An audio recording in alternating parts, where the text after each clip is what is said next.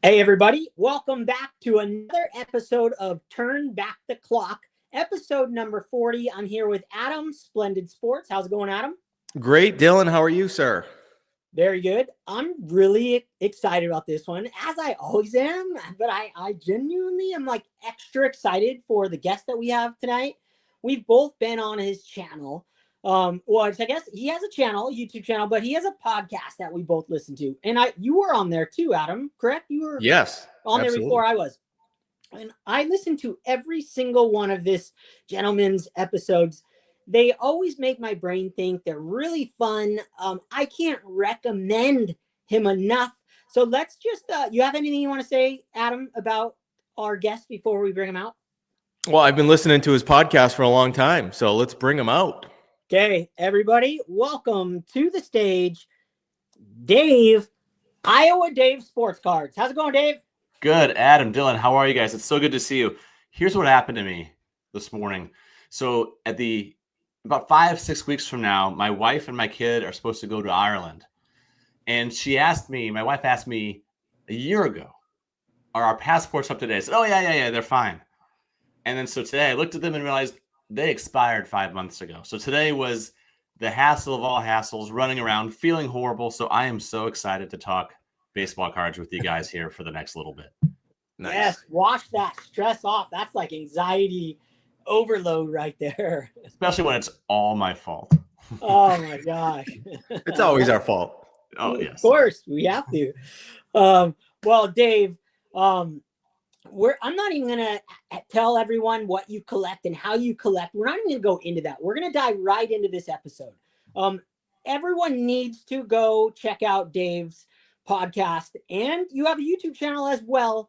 It's super fun, and you can learn about his collecting and his everything through this show, but through your episodes. I really want people to dive in because I was on there as well, and I had one of the funnest times ever talking to you, and I barely let you speak. So now the tables are turned.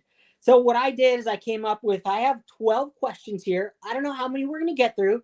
Some questions are directed right at you, Dave. Some are right at you, Adam, and some are for everybody to answer, including myself. There was kind of order to it, but I kind of mix it up as well.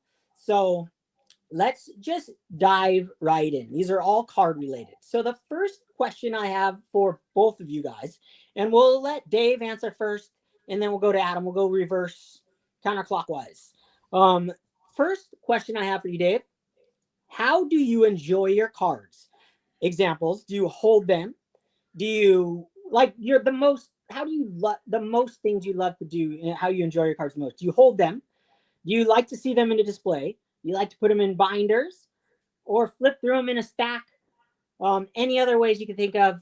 How do you really enjoy handling or having your collection? Sure. The way that I enjoy most isn't necessarily how it's displayed. I did recently start a binder. I do have a case, but for me, it's about being alone and having a little time to myself. And the way that I enjoy them the most is very early in the morning. I am in a household with people who like to sleep in, and I am someone who does not. So it is that moment when it's quiet, there's no one else around, and the stress of the day hasn't started yet. Not that my house is all that stressful. The kids are great, wife is great, all that stuff, but there's nothing else happening. I can just kind of pull them out and figure out what is it that I just sort of feel for the day. And my collection is sort of split into two, right? On one side, I've got what I would call the Busch Light and Barbecue, and that's more like the binder cards, the ones they're not slabbed.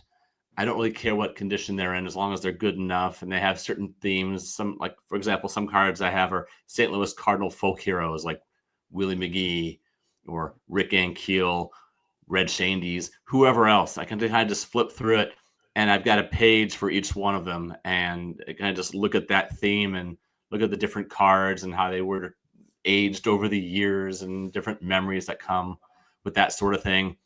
And then aside from the Busch Light and Barbecue, on the other side, I'll have what you call maybe the cigar and brandy side.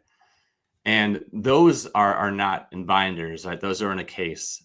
And I actually look at those less, and that's because I have less of those. And if I look at them too often, I don't want to kind of get dulled to it. So every once in a while, maybe like once every couple of weeks, I'll pull out the fancy ones and I'll have a look, and it's just a nice feeling of what I've been able to put together. And then I'll think about what do I want to do next. And so that's how it's more like time and feeling.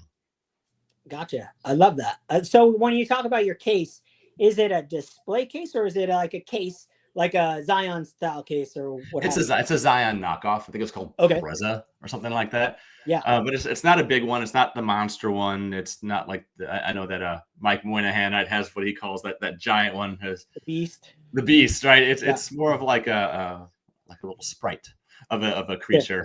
Yeah. But even then, I don't have it filled up with slabs. It's slabs maybe on one side of it. Then I've got some supplies in the middle, and then the other side I've got some cards that I'm not sure what to do with. So really, it's just that one row of cards that I would say are, for me anyway, high-ish end. I love it. I love it. Well, Adam, what about you? So I have 3 Zion cases. I like cards in slabs. You know, recently I've been doing my own slabs, like you, Dylan. So I have 3 Zion cases where I keep, you know, various some are graded, but a lot of them are just my own slabs that I've created with my own labels and everything. And then I have a bunch of binders. So I've shown them on my channel where they're, you know, just a standard binder, but they have those pages where you can put in the ones I have. They just fit PSA slabs. So I'm doing, you know, my PSA runs that I have, my Mickey Mantle run, Tom Brady rookie cards. Each one has a binder, and you can fit 4 per page. So, you know, you can fit 30 or so per binder. I'd like to be able to fit more than that, but that's kind of how I'm doing it right now. And as far as enjoying the cards, that's really my next step as I'm moving cross country to a new house where I'll actually have like a dedicated office room for work, but more importantly, cards. And I'll be able to, you know, create a display. It won't be anything as close to as good as yours, Dylan, behind you there, which is like the best one ever created in the world. But at least something, because I like looking at the cards. I don't want it to all be like I got to dig through the closet to look at my cards. I like to have them out. And right now I really don't. So that will be something cool to build. It won't be huge at first, but just something where I can have cards out and I can rotate. It would be cards maybe like this. One of my recent pickups, $1 card, Tim Wakefield rated rookie card, 93 Donruss. Cards like these that are not expensive cards, but I just love looking at them because, you know, this was one of the last I can remember, like 93, 94 is when I took the big break from collecting. And this was one of the last sets I can remember having cards from, you know, opening packs and whatever. So, yeah, just pickups like these. These are cards I want to display that. The knuckleballer. The knuckleballer, man. I got my nephew loves pitching. He's 14 and he's a great baseball player. I'm going to give him this card because I want him to develop a knuckleball. I think it's a great idea. If you can do it, man, your arm will last forever. Forever. It's the best pitch you could ever do if you can master it, for sure. Yep. It's not easy. Obviously, more people would do it if it was easy, but yeah, that's just me. I'm looking forward to having more of my cards displayed so I can look at them more. I love it. Okay, so let me. I'm not. By the way, Dave's podcast is called not Iowa Dave. It's called The Shallow End. I wanted to make sure it's The Shallow End. Sorry, Dave, I forgot. Shallow End. It comes out most Fridays. Yes. That's right. Don't worry. I promise we're gonna. You know what? Why don't you tell a little bit about yourself? I feel bad. Tell us about your podcast and that. I just so everybody knows. I feel bad. Sure. Oh yeah, don't feel bad. So starting around about almost 2 years ago, exactly around April of 23, I started the podcast called The Shallow End, and it comes out every Friday. Every now and then I will do these limited series within it as well, which are daily. They have certain themes that are about big acquisitions or chase cards or whatever else, but mostly it's every Friday. It used to focus primarily on low-end cards and that lifestyle. And it still does that from time to time, but I've branched out and I like talking to different collectors.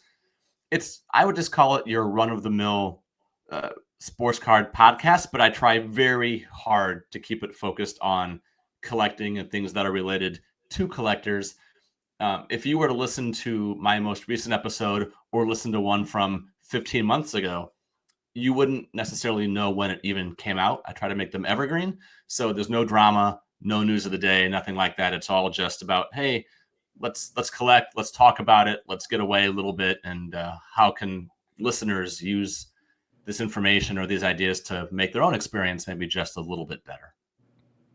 Well, every time I listen to your podcast, I get super fired up to go look at my baseball cards. My brain starts spinning. All the guests you have on, I really enjoy it. So this brings me to the next question. And this is specifically for you, Dave. Last time you had me on your channel, The Shallow End, your podcast, in the middle of it, you said you were, let me see, I have it written down. Dave, where is that? For Dave, our episode you had me on, you mentioned this year you're going for quantity. Now, in the beginning, you did this monster trade for one card. So you were buying a bunch of stuff when you were collecting, and then you traded for one giant Jackie Robinson rookie card, Leaf. And then in the episode you had on with me, you said you were going to go all in on quantity. So what does that mean? And where is that, like, what does that mean? Is that, tell us your thoughts on that. Yeah, what it meant is I have no regrets about making that. Last year, I guess consolidated is the term of the moment, right? But I consolidated so many of my cards to get the one card that to me felt like the root and the seed of what my collection should be, which was the Leaf Jackie rookie. It got to a point in early 24 where I almost stopped buying cards because it all felt futile. Because without that Jackie, what was the point? Like I kept thinking to myself, well, if I buy this other card, if I buy this Jose Canseco or this Reggie Jackson or whatever, I'm just going to move it as soon as I have a chance to get that Jackie. So I decided to put all my resources into doing that. And then I did it at the National. I picked up a PSA 1.5. Do you have card. it? I don't have it in the room with me. I do have some other cards to show later, though, some recent pickups. But that one is put away somewhere. And I got it, and beautiful, lovely card. But what I found is I missed being able to look at other cards. And so not trying to build back up to where I was before. I don't want to buy for the sake of buying. But what I do want to do is have more of a collection to be able to drift away into and to look at. And so last year was so focused and at times really intense. I don't want to say it wasn't fun, but it wasn't as fun as it could be. So this year I just sort of took the shackles off. And I thought, if I want a card and if it makes sense and if it's affordable and it fits into what I'm doing, I'm just going to get it and just get the cards just to really kind of enjoy them. And that's been a really good approach for me. I think a really healthy approach as well, because as much as I do love that Jackie Robinson, how much can you stare at one card essentially forever? And so I'm starting to really grow it out again. And at the urging of lots of people, and I stopped procrastinating, I finally started my binder. And so every different page is a theme, and the cards in there are a few cents up to a few bucks. And it's really helped grow my enjoyment back in a sense. And, I'll be at the National again this year, but I'm not, other than making my hotel plans, I'm not really thinking about it. I'm not stressing about it. I'm just going to go there and walk around, and I'm sure I'll have a few things in mind that I want, but otherwise I'm just more relaxed this year and just adding cards, getting those stacks built back up and building some fun stuff. Are you going for, like, is there a range? I know you say you have an album for like the lower dollar cards. Is there a range that they come out of that album or they never get in the album, like graded like a $25 card? Is there a range that isn't in that album? No, we talk about grading though. Basically, if it's not graded, it's going to go into that album. And I have dialed back considerably what I think is worthy of grading. Most stuff just isn't, quite frankly. If I want a card that I think is worthy of grading, I will just buy it already graded and not deal with the hassle of buying it and then going into the PSA website and setting it off and having to wait. And I don't have any real beefs with PSA. I think they're mostly fine except for the upcharges. But if I want it slabbed, I will buy it slabbed. And if it's not slabbed, if I don't care, then I will just buy it and put it into the binder. This is funny. I'm not sure if anybody remembers this guy, but if you're in St. Louis of a certain age, you appreciated this utility player named Jose Oquendo. He was on the team for about 10 years. And one year, I forget which year it is, might have been 87, 88. He became the first player in Major League history to play all 9 positions in one season. Wow. And then he retired and became a Cardinal coach. And he's just been a lifer, That's right? sick. Yeah, he's fantastic. And so I just have been picking up a couple of his cards here and there. He retired in 94, I think. So he was before any of the fancy cards came out. So what do? I start looking for the Topps Tiffany type cards. But Topps Tiffany cards of him in the 80s, they're $1.99. And the shipping is probably more than the card itself. And then there's no stress in buying a card like that. There's no anxiety whatsoever. I want this, sure, boom, get it.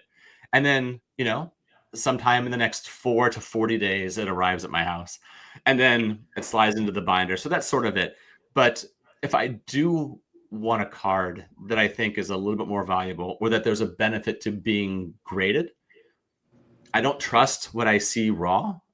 And so I will just buy it already graded. I don't really care so much about the grade, but I don't like not knowing what I'm seeing. And you can't always, through digital images, see what that is. And so I'll just buy a PSA 7 or 8 or 9 or maybe a 10 if it's affordable enough of a card. And then that will already be graded. I haven't graded now in about 10 months. That's awesome. That's to say, I see your pickups on Instagram too. So I know where your road's going and where your head's going. I know so many guys watching this are gonna go pick up. What's Jose's last name? Oquendo, Oquendo. He played for about a year or two with the Mets when he came up in the early 80s, and then spent the rest of his career with St. Louis. Well, you just created a bunch of competition. So those cards are going to $3 soon. So watch out. It's fine. I'll bid up to $4. Okay, I love that. Because when you asked that, or when you said that on that podcast, I got really happy, because before I came on with you, one of the thoughts was like, let's talk, because you always were talking, like you said, consolidating was it's like the thing these days, like sell a bunch and get one. And I'm like opposite guy. I'm like, I love a lot of cards. So when you said that, I was like, yes, here we go. Okay, so Adam, question for you. This is just for you, as a quick, simple one. Ted Williams or Mickey Mantle? Who meaning what? Like meaning what? Whatever. Just what guy is which guy is your guy? Oh, damn, that's tough, man. A good question. Well, I would say Mickey Mantle is. I'm more of a fan of his story overall. I mean, but yeah, I like Ted Williams' story too. I'll say Mickey Mantle by a nose, and then I'll take a step further. If I can only collect one guy's cards, I would say it's Mantle too. But Ted Williams would be a close second. I figured because your uncle, I figured maybe Ted Williams could have been the answer there for sure. Yeah, I do love his card. I wish he had more cards. Like Mantle's got so many cards that it's kind of fun because you can get ones that aren't that expensive. And then, but Ted Williams, he's got a few expensive ones, but he's got a long gaps in his career of cards where he didn't have any cards, like mainstream cards. So maybe it's more fun to collect Mantle, I guess. Yep. Okay. Good answer. Okay. I got a question for both of you guys. Super. This is like a fun bonus question. What is Pee Wee Reese doing on his 1956 Topps card? The in-action portion of his card. What is he doing? Whoever wants to answer can answer. Turning a double play, right? Okay. What's your answer, Dave? Can you picture it? No, I don't know. Yeah. So Adam got it. Turning a double play. The only reason I know that is I bought one not too long ago, last summer at a card show. And then I remember we were having this conversation about, hey, this card, the 53 Bowman Pee Wee Reese gets all the publicity, but this card maybe looks even cooler. It's way cooler. Yeah. It's like way sicker. All I could picture was the profile pic out front. I was not picturing the background at all. I love like the card questions like that, like because you just like picture certain cards. Okay, let me find another one for you guys. Okay, here's a good one. we can all answer this one. Do you have any hobby regrets? That could be a purchase. That could be going too far overboard on something. Any type of hobby regrets, starting a YouTube channel, stopping a YouTube channel, and wherever you want to take it, take it. Dave, you're up. Yeah,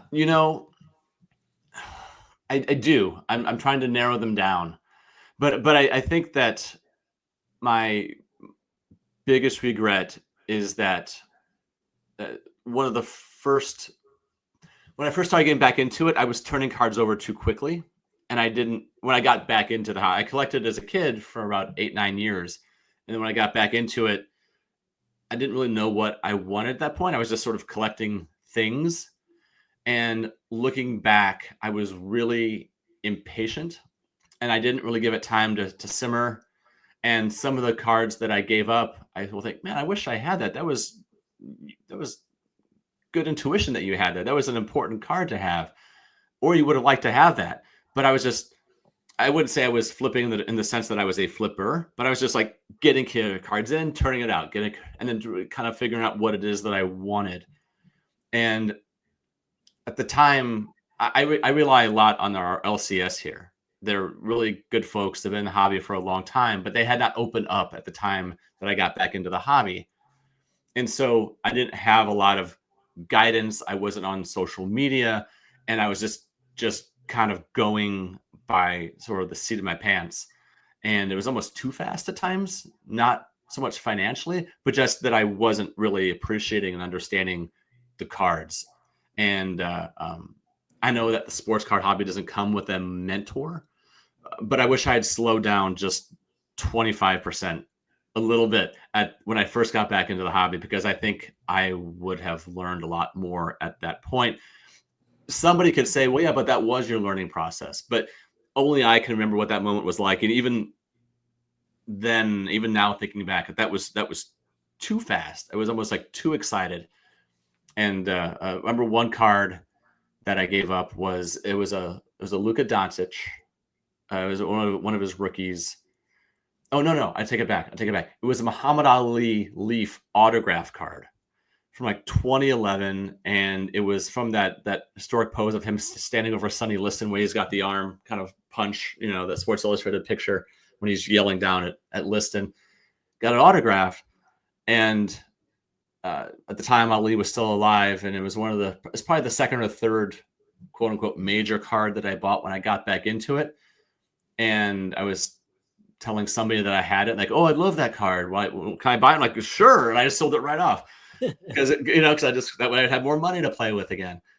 And then, what was I thinking? What was I doing at that point? My priorities were not in line. And I know we could all beat ourselves up for the past, but that's what it is. I was moving way too fast when I first got back in. Awesome. Okay. That's a great answer. And I think a lot of us have had that, we just jump. I'm all about that. Like, I'll jump in and collect like a dozen of a collection that I'm going for. And then I'll pump the brakes where I should take my time on each, but I like to get a bunch to like force me down that track. So Adam, what do you got? So my biggest hobby regrets, one is not buying and one is buying. And the first one is not buying Tom Brady rookie cards sooner. And the reason I say that is because I was buying cards. Like, I look back, I mentioned earlier, I took the break from me about 94, 95, but then I picked right back up in like 2003 when I graduated college. I was just on eBay buying Nomar Garcia Parra cards and Larry Bird cards. But for some reason, I was a big football fan. I was watching the Patriots in 2003. I have no idea why I just didn't think to buy Tom Brady cards. For whatever reason, football cards was kind of like, I don't know. Like, I just never was that into football cards. I was more like baseball and then basketball when I was a kid. But I should have bought more or some. I didn't buy any Tom Brady rookie cards, and they were dirt cheap back then. Even as soon as like 2015, 2014, those years, they were still dirt cheap compared to what they ended up becoming. So I wish I did I wish I did that because I was watching all the games. I was a huge fan. I loved cards. Just for whatever reason, I didn't do it. So, I'm buying a lot of them now, but of course it costs a lot more. So that was one. And then the other one is there was a brief period of time when I just kind of lost my way. 2021, like a lot of us, I was mostly buying cards that I just wanted to have to collect. But then I was like, here and there, I'd be like, oh, I think that card's going to go up, and the big regret was Kevin Durant. I never have liked Kevin Durant. I never liked the guy. I always thought he was a jerk. Great player. And when he signed with the Brooklyn Nets in 2021, I was like, oh, they're going to win the championship. It's a no-brainer. It was like him, Harden, Kyrie Irving. It's like, oh, so I'm just going to buy his rookie cards, and then I'm going to sell them when they win the championship, and I'm going to make money. It was so easy. Well, it didn't happen, and I lost probably 90% of the money I put into those. I sold them all, but that was a regret. And I just was out of my lane, I got caught up in it. And hey, that I had just sold my Larry Bird card for a big profit, my PSA 10 81 Larry Bird. So I had some house money to play with, and I kind of blew some of it on Kevin Durant. Adam, did you sell the Durants all in one bulk, or did you steadily get rid of them one at a time? I did it all in one bulk. I was like, I just threw them up on eBay in auctions. I didn't have a ton, but I spent some decent money on it. It was like rookie cards that were like, some were PSA 10s of his rookie cards that were, not cheap. So I definitely lost some money on that. But yeah, I think I just bailed at once. I'm like, I'm done with this guy. I never should have done this. I think it was maybe right after. I think they got eliminated. His toe was on the line or something that one year against the Bucks, or it might have been the year before. I don't know. But either way, I jumped ship on that and was like, I don't even like this guy. What am I doing? It's one thing if I was like, whatever, he's okay. I always just like, I hate Durant. And I was buying his cards. Like, don't do that. Don't buy cards of guys you don't like. Dude, sometimes the best way to move on is you just get rid of them all at once. Don't even hold a single Kevin Durant card. Nope. Don't hold anything else, because you're just going to eat at you, because you're going to remember all that went into that. I mean, maybe you want a remembrance of that. Maybe if you had a Kevin Durant card, it would keep you from ever doing that again. But I mean, we all have those, right? Unload them all at once. All right. So for me, my biggest regret, I mean, I've had tons of them, but most of them were all financial. But the biggest regret I personally feel is when I was a kid, I wish, like you were saying, Dave, I wish I had a mentor. I wish that my dad, my parents, no one I knew ever talked to me about vintage players. I just loved vintage baseball cards from looking at them and seeing them in stores, but not a single store owner or employee ever said, wow, you come in here every day and you're looking at those vintage cards. You want to know more about them? Just anything. It was nothing. It was like, hi, looking and by ourselves. No one spoke to me. I wish I would have had somebody to speak to, or I would have opened my mouth, but I was really shy. I wish I would have asked questions, because I would have bought a lot of those cards instead of spending $5 of my, 2 weeks allowance from mowing lawns and stuff on packs of 87 tops and $1 bin vintage card. I could have saved that and bought a sick card if someone would have just told me a direction. But it was so scary back then, because you didn't know if I felt like I was getting ripped off every time I was at a baseball card shop. I always felt that way until grading came along. I felt like I was getting ripped off. So, that's my biggest regret, is not having a mentor. And that's what I love about the future we're in now. I mean, the present we're in now, that we have this, kids are on the internet, whether that's the detriment to the health of society in the long run, who knows, but it's here and they can use it. They can watch anything they want on there. And if I was a kid, I would have been watching guys like Jim Mangini, anyone collecting vintage baseball cards. I would have been watching them as a kid and been able to collect them. So that's my biggest regret, is not talking back when I was a kid. I think it's good, Dylan, that we all have regrets. I don't think if we were having this conversation with 100 people in a room, and if there was one person who stood up and goes, I have no regrets, I would be very skeptical of that person, because either they are lying or they lack the self-awareness to know what they should be regretting, because that is truthfully where we do become the collectors that we eventually become. It's through the mistakes that we make or the challenges that we face, I think. Totally. Yeah, I love people that say, would you do anything in life over again? Nope, not a thing. Dude, I'd do a whole bunch of things differently. Oh, man, I would be if I did it, just one minute thing differently, you'd have 10,000 times more dollars in your bank account or this. If you don't have regrets, you're completely lying. Like I love my life, but there's always regrets. I have a regret every day. If I miss a wave I should have gone on and I blew it, that's a regret. All right, next question. I'm making this question up spur of the moment, but also it has to do with you, Dave, too, because we talked. Can't remember if we talked on the phone or texting or not, but it's a question we can all answer. And we all know, baseball cards hold value. And then you pick a card, say, let's use a modern card, for instance, okay? Because I saw a card go probably a few months ago. It was a 2023 Ohtani, orange, number to 25, in a PSA 7. It went for, say, I think it was like $75. And I wanted to buy it, but I'm like, oh, that's gonna go for some stupid money because Ohtani was hot. So I just watched it, but I'm not buying Ohtani cards in the moment. But it ended up going for about where it was when I saw it. And I go, that's insane to me that a PSA, because if it was a PSA 9, that would have been like $400. So my question is, what holds more value, or why is that PSA 7 that I wish I would have bought? I wish I would have that in my collection, because especially in the modern, you literally cannot tell the difference, especially when you're looking through a case. When you're looking through a card in a case, which that's what we do. We don't look at them raw. The scratches could be on the plastic. The scratches could be on the card. The corners you're not going to see unless you get a magnifying glass out, which I do that stuff, but that's just to evaluate my card's value and assign a grade to it. But in the long run, will that PSA 7 grow on a percentage basis the same as the PSA 9? So the PSA 9, say it goes for $400. The PSA 7 went for $75.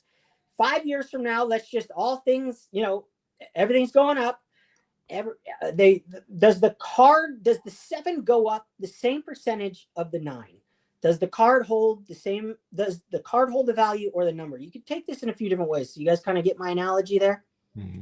Mm-hmm. And I know you picked up a card not too long ago, Dave, that we talked about. You don't have to share it, but it had to do with that. The grade on the modern cards versus the not. Everyone says the investors go for the high grades.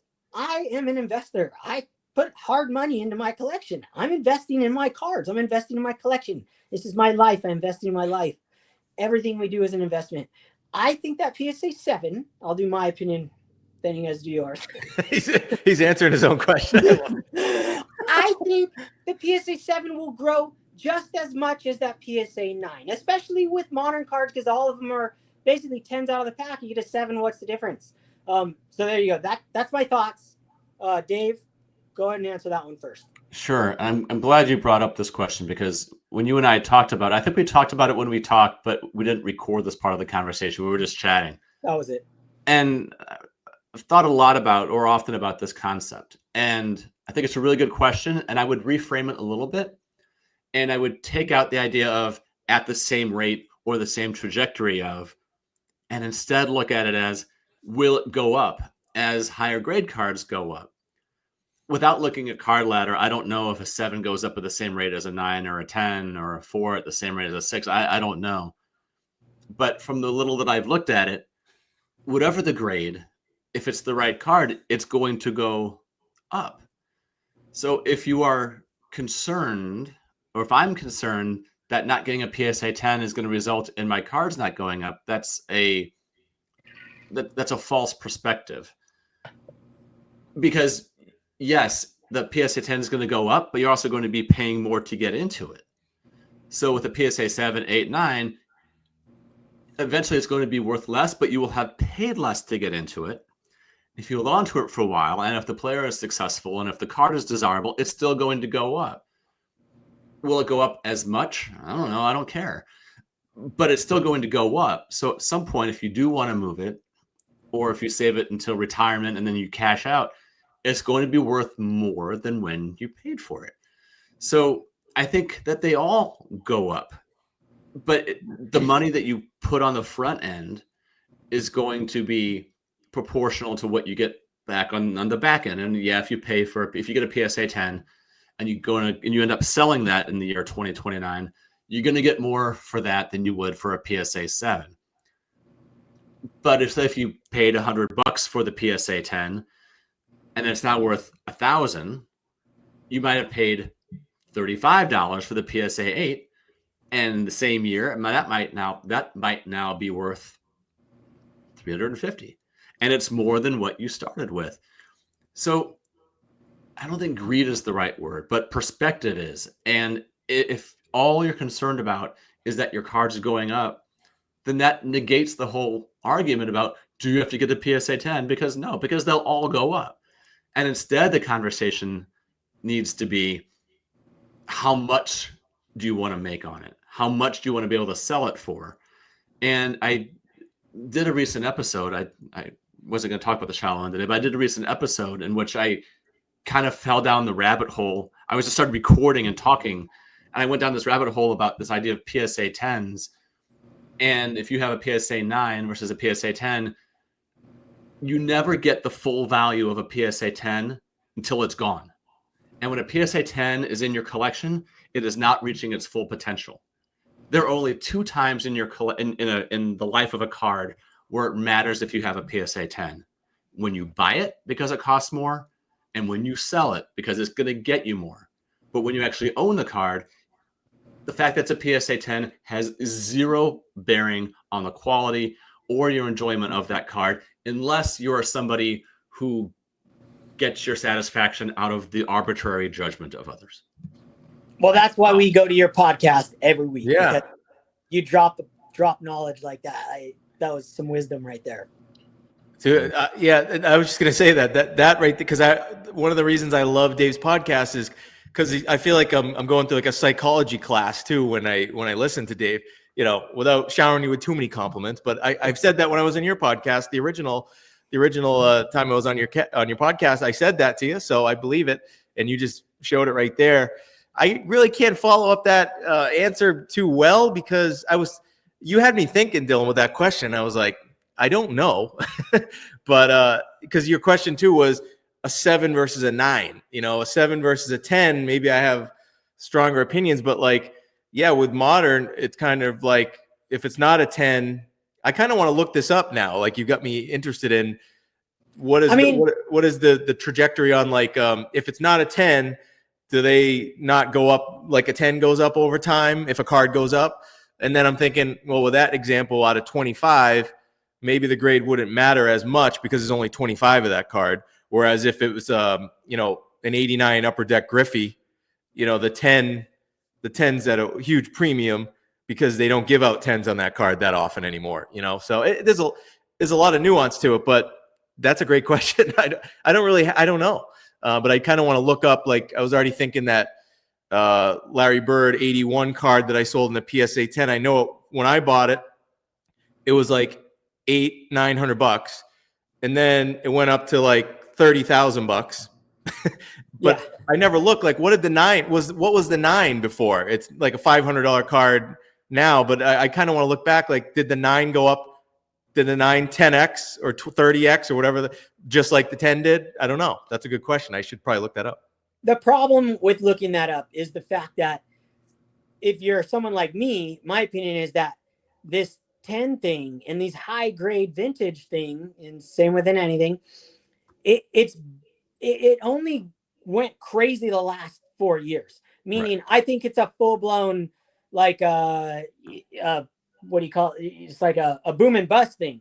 To me, I look at it as just, it's not real. It's absolutely gotten absurdly out of control. And I think it's just a matter of time till that bubble gets popped. Like you said, Adam, you said 10s have peaked. Now, like you talked about, you made a good point. Like every card is going to be individually different. You look at a PSA 10 of a SP Derek Jeter, you bought that for 10 grand in 1990 and you sell for $1 million today. Yeah. And an 8 back then was almost the same price as they are today. So in that sense, yes, the 10 was worth the money. But when we're looking at cards that are pretty well common, the regular Topps Chromes, the regular modern cards, most cards are 10s when they come out of the packs, give or take. It's not the scarcity in the number, I don't think, is there anymore, except for a few things. And like you said with the Topps, the Larry Bird, I don't think it's the most scarcest card in the world to get 10s on. And I feel like that, that is a good thing to go back and see what the 9 did. But I think the future is going to be different than the past on this. And most of the time history repeats itself. But I think we're in that boom and bust stage with these high grades still. And I think it's playing hot potato. And like you said, Dave, you're putting more money for that 10 to technically make more. But to me, you're risking a lot more, right? Like you said, you're just gambling a lot more. With that 7, if the card goes up, that 7's for surely gonna go up in value. If it goes down, for surely that's gonna go down. But it even has less room to go down than the 10. So your risk. So yeah, it's a fun conversation. It's a fun way to talk. Yeah, that was a good question. Okay. Any other thoughts on that before we close that one out? No. Nope. Okay, let's see. Okay, here, well, no, I won't ask that one. All right, so since I don't really know exactly where you're going, Adam, with your collection right now. I don't know if you're like on pause. I know who you collect, but we don't text every day. I don't know. You don't send me all your pickups. I don't know if you're even picking up cards anymore or not, or because you're moving. Dave, I know you're picking up a bunch of cards. But the question is, you have up to $3,000 to buy one card. And the perfect example comes along, meaning it's the exact condition you want, whether it's vintage or modern. What card is it and why? And it doesn't have to be the $3,000. You don't have to spend the whole $3,000, but there's that. You have up to $3,000, and that card that you just cannot pass up comes up in the condition you want. What card would you jump on? Is this for Adam? For you, Dave. Dave, okay, I'll go. Up until about 3 or 4 months ago, it would have been a low-grade 39 play ball Ted Williams. Those cards have gone up, and now the cheapest ones on eBay are around 3,100, 3,200. So for me to say that would be cheating. I think. Well, we'll let that slide. We'll give or take. Oh, okay. Well, then that would still be it. If I could find like a nice 1.5 play ball Ted Williams, that would be the card. Adam, you mentioned before that Ted Williams has less cards, and to think that we can get pretty close to his rookie year with that 39 play ball. This is kind of this image where he's just taking some practice swings right when that picture was taken, and you think of him as being this World War II pilot and then again in Korea, but he was playing back in the 30s, right? And for there to be that card of him, it just seems a little bit more special than the cards that came and say in the 50s.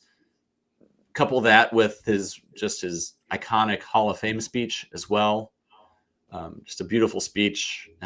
What he meant, I think that would be the card. And if I was holding myself to the exact rules of the question of it being below 3,000, I would go considerably below, and I would go with a 48 Bowman Stan Musial, the profile pick. Just a beautiful, beautiful card. And I think that would be the one. That's one that I'm sure I can find a bunch of examples of at the National, and when I go in July, and that's when I'll probably be looking for just to see it in person. But he just looks so young.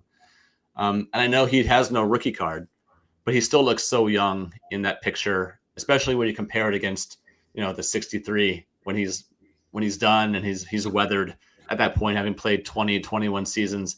You just see all that youthfulness in this what I call him, baseball's perfect warrior. Right. I think that would be the card. Sick. I love it. And Adam has that Ted Williams, by the way. Oh, do you? Yeah, I still think Such kind a of like dick. you were saying, man, it's Ted Williams rookie card from 1939. It's expensive, but I still feel like it's still, if you're looking at cards that will go up over time, I still think that's a good buy for like what you're saying. If you can get one for like $3,000 that looks good in a 1 or whatever too. They're drying up. That's a great one. That was one of the few cards I've really been tracking now for a while, and that card is drying up. Yes. Yep. Especially ones that have pretty good centering too. Yeah. So along those lines, I would say I think I could get I've seen them like a 1 grade Mickey Mantle Dan D 1954 Dan D card with nice centering. It's got might have a pinhole in it.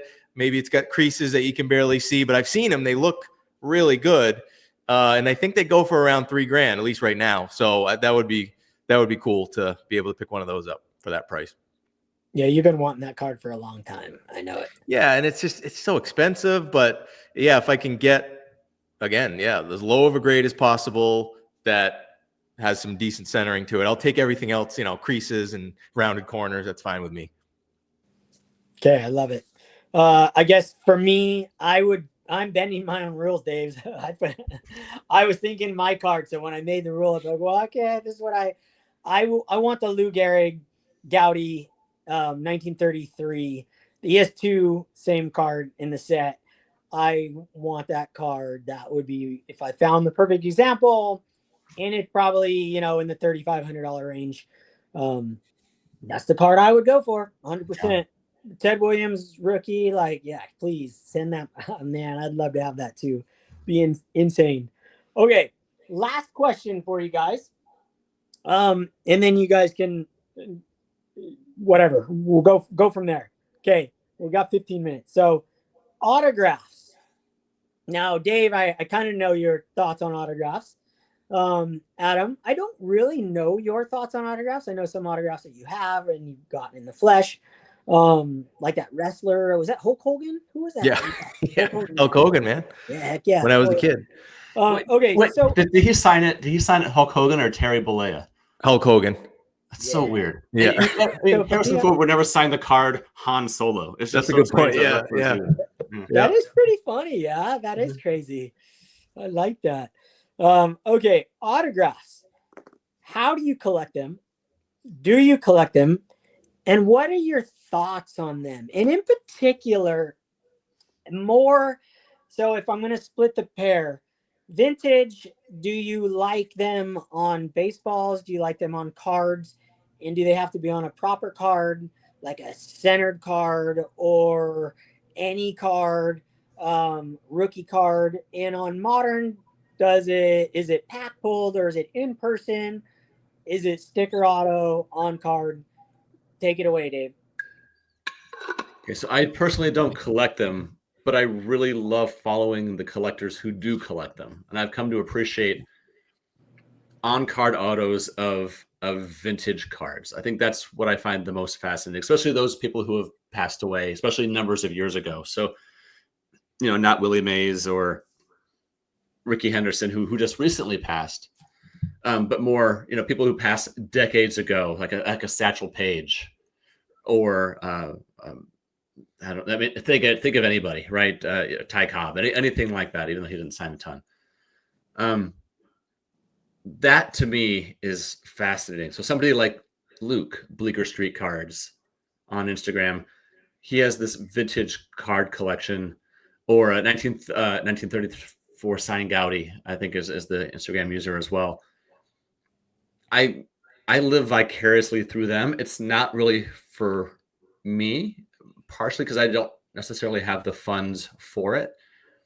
I don't have much interest at all in pack pulled modern day autos. They are signing thousands and thousands of cards, probably giving themselves carpal tunnel syndrome, regretting and resenting every moment that they were doing it. But especially when they first begin and they need the money. So, Top/Fanatics or Panini or somebody swoops in and goes, hey, we'll give you this extra bit if you sit there and sign 20,000 cards. Okay. And they do it. And you've seen the pictures of the piles.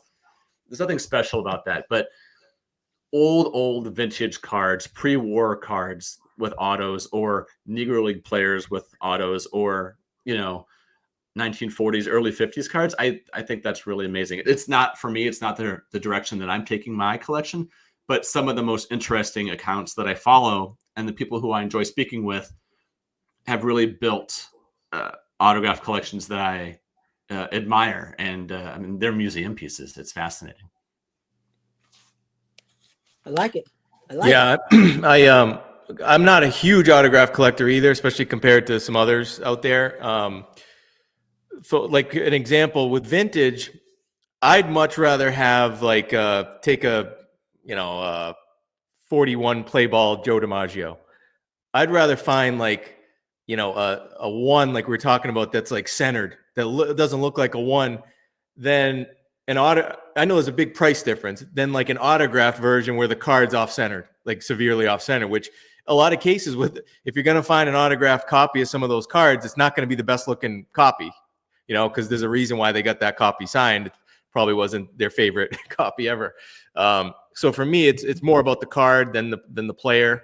So like, meaning I'm not like, it's not all about like, I need to have this player's autograph because that's like, I'm more of a fan of that player than cards. I'm more of a card guy. So I would just rather have a certain card that looks the way I want it to look. Now, if you can have both, an awesome looking card that's also autographed, but you're going to, like Dave said, it's so expensive to collect that way that you almost have to like specialize in that. So yeah. And I like pack pulled autographs, really. Not so much now, like Dave was saying too, but like, back from the junk wax era, those are a lot of the ones I have, like the Mickey Mantle pack pulled ones, the 92 score, the 91 score. Those are some of my favorite autograph cards because they were pack pulled, Yeah, I pretty much have the exact thoughts as you, Adam, as far as the vintage goes. I mean, and Dave, it's a kind of a combo because there's plenty of guys who sign everything, and Warren Spahn, Pete Rose, all those guys, Reggie Jackson, all these guys who sign everything. I love that they sign everything, and I like to have like one autograph of theirs, but I don't see any value in their cards, even if you pick like the best of their cards and it's a perfect condition and everything. I still, to me, they signed a bunch, and I see that with the modern guys as well. But I do think there's something to be said for certain cards and certain conditions. But I think for me, autographs, I know Dave's going to be the opposite on this. I could care less about seeing the person in the flesh and having the autograph. I don't care about the experience. It means nothing to me. The experience for me on an autograph is knowing that he touched the card and he was in front of that card. That's the experience for me. I don't even care one bit about meeting these guys. It would have been great to meet Mickey Mantle and Ted Williams because when I was a kid, I thought they were dead. I didn't even know they were alive. No one told me otherwise. I had black and whites on my wall. Anyone in black and white, I figured was dead.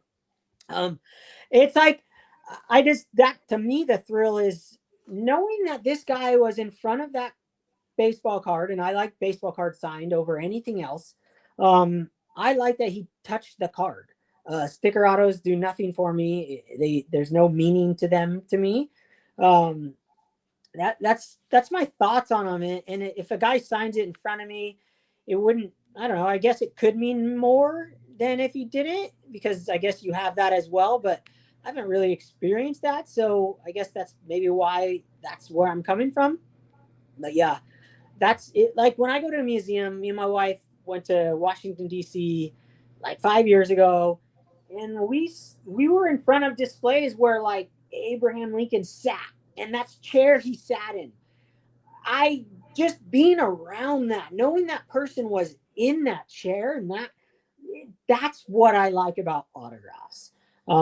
It's that's the only connection I really have to the autographs. And then the pack pulled ones from the early days that Adam's talking about, all those ones from the early 90s, those ones just to me are so underappreciated, undervalued, undercollected, makes no sense to me. When the guys today, you can get any Ernie Banks autograph all the way up till he passed away.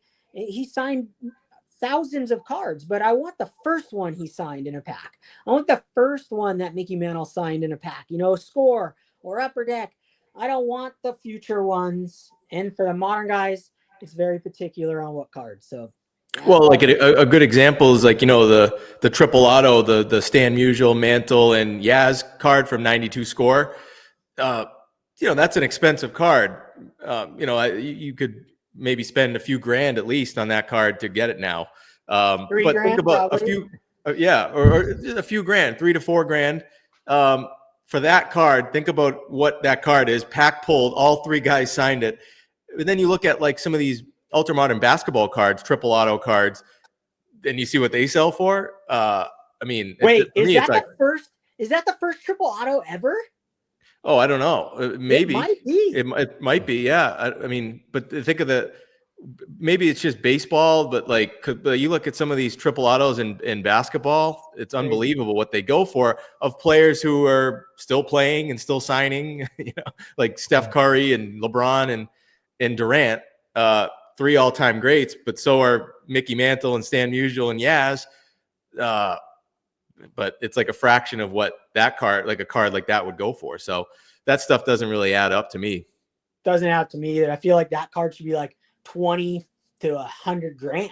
Yeah. It's post-playing days, so I get it. Some people don't like the post-playing days, but yeah. Yeah, I forget that aspect of it. I don't even think of that. Okay, well, those are the questions. I have more questions, but we went an hour. You guys have any other thoughts you guys want to bring up? No, just a couple cards to show off. Dylan, let's show off some pickups. Oh, yeah. Yes. Okay, yep. Dave, you'll go first. I'll put you on solo. Okay. So hopefully I got the lighting working right here. Here's the first one here. It's a 54 Red Heart Red Shandies. Nice. So it's like a double red there. I had been looking at this card. You all asked about grading versus not grading and how I buy. At one point, about a year ago, no longer than that, I was looking at this card graded. And it's not that expensive because Red Shandies is a Hall of Famer, sort of. But not like Musial or Mantle out of that set, right? And you can probably get a high-end card of Red Heart, probably a 7 or an 8 for a few $100s. But then I found this one just recently. I went up to a card show about a month and a half ago and found someone's case, and it was $12. It was like perfect. Boom. Yeah, exactly. So snatch that card right up. Love it. And I've got a Red Shandies page going in my binder. The next one, can't believe this one. I shouldn't be talking about prices, but the price is the reason that I'm ecstatic about this card, right? So this is Yadier Molina's base Topps rookie, right?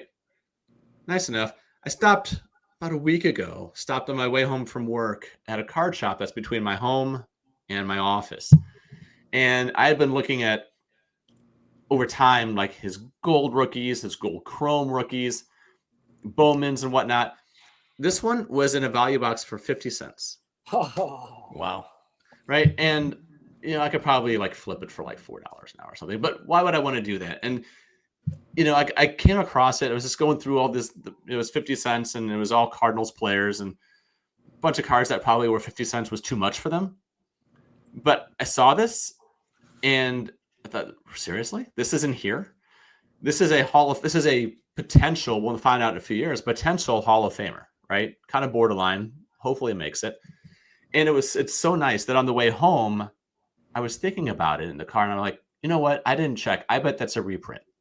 And I got home and it wasn't. It was just a rookie card of Yadier Molina sitting in a value box. And so I was just really, really happy to find that one.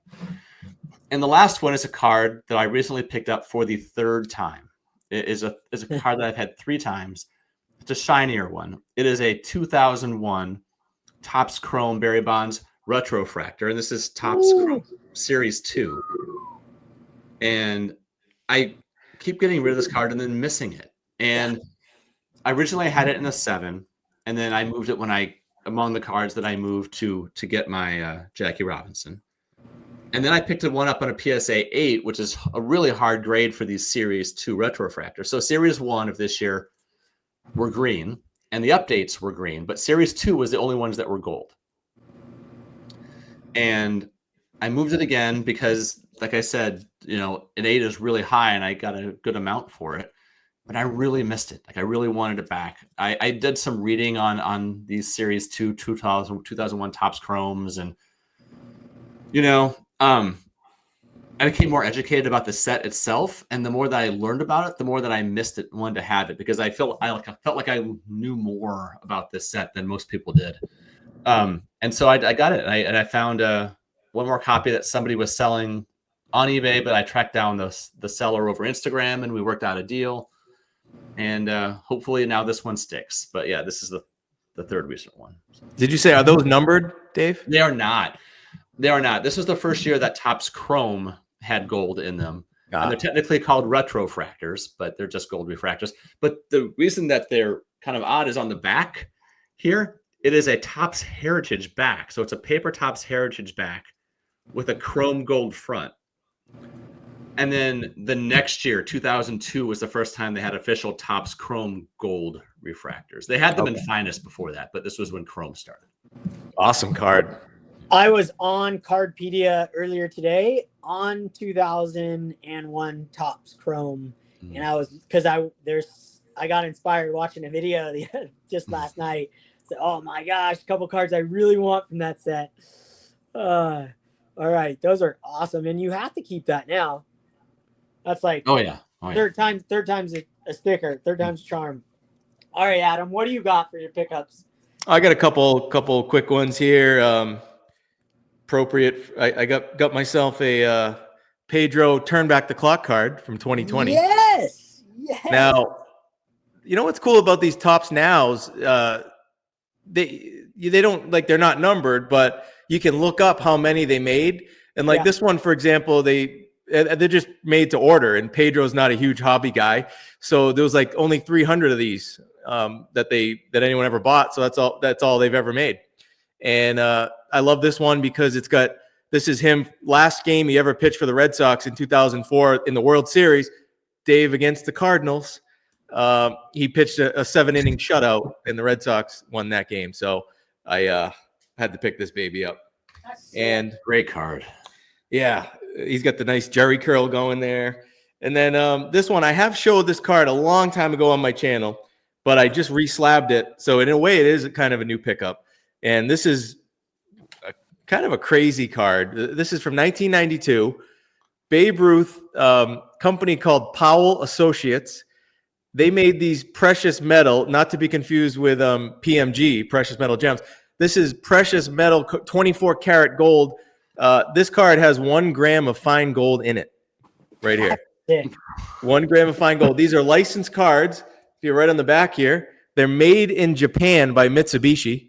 Wow. Look at that. 1 gram of fine gold, MLB licensed card of Babe Ruth.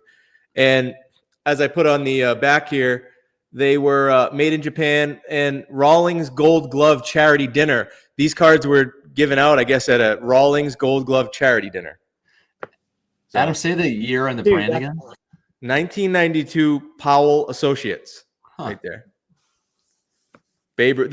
Now this is a cool set. There's a Clemente that I got. There's golf cards. There's I think Jack Nicklaus. It's like a multi-sport thing that they did, and it's got. People always say, hey, cards have no intrinsic value. Well, this baby's got 1 gram of fine gold in it. So good. Which I don't know what does a gram go for now. I know gold's way up. So this card probably it's probably worth a few bucks just on what it's made of. Is that it? Awesome. That's what you got? That's it. Yep. And then I had the Wakefield, the $1 Wakefield card. I've been just having a fun time picking up these cheap cards, man.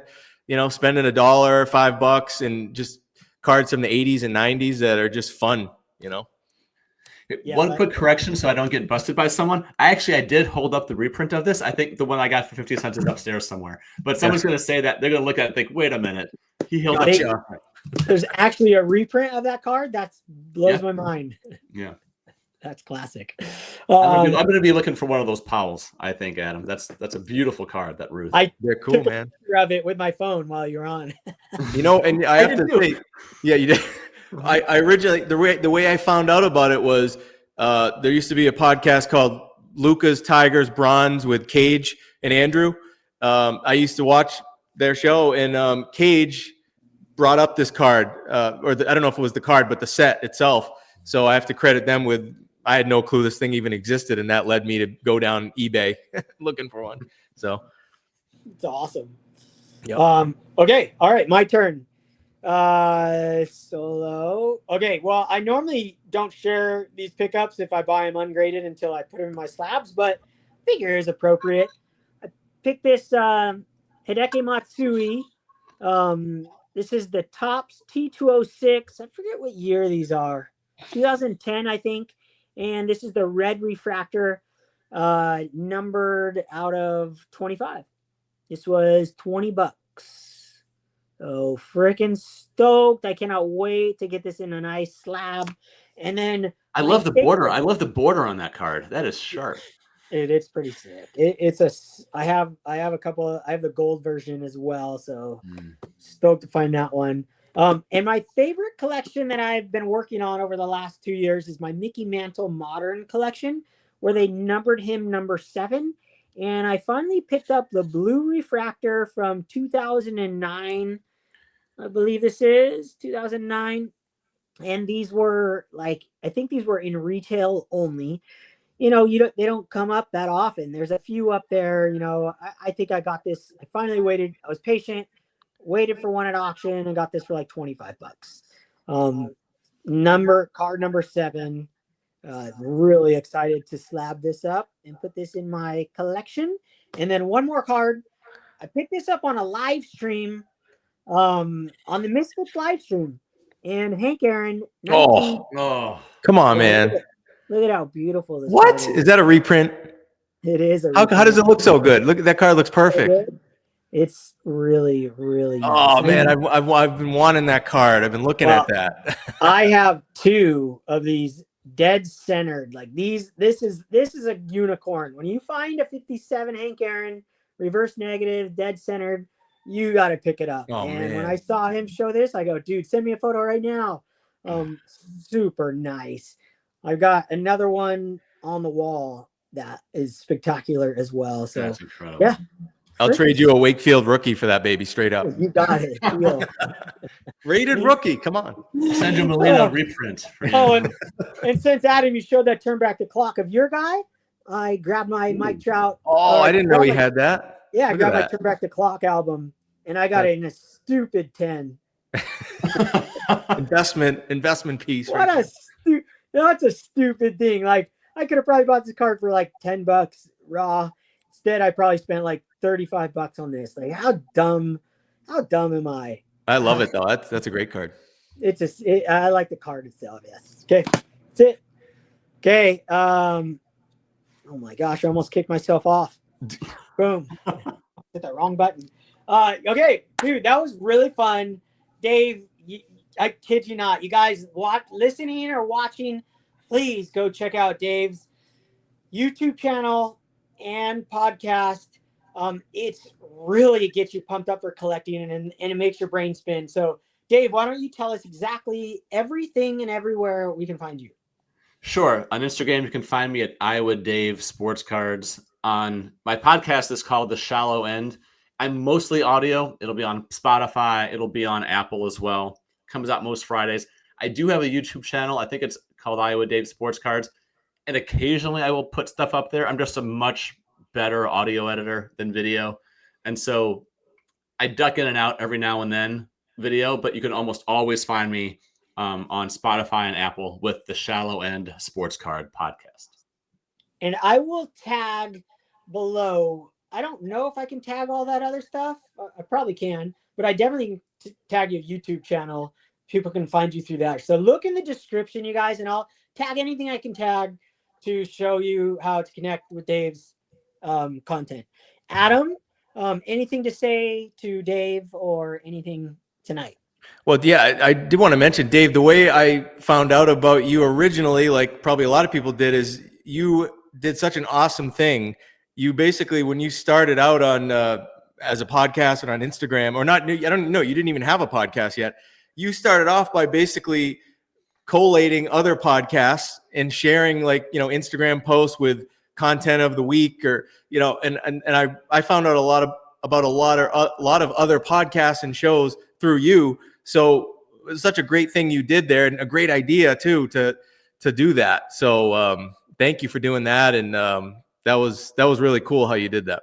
Sure. Yeah. I appreciate you saying that. And I just did that because a lot of great content out there. And, when people feel listened to and heard and get shared around, they tend to stick around and we get more good content.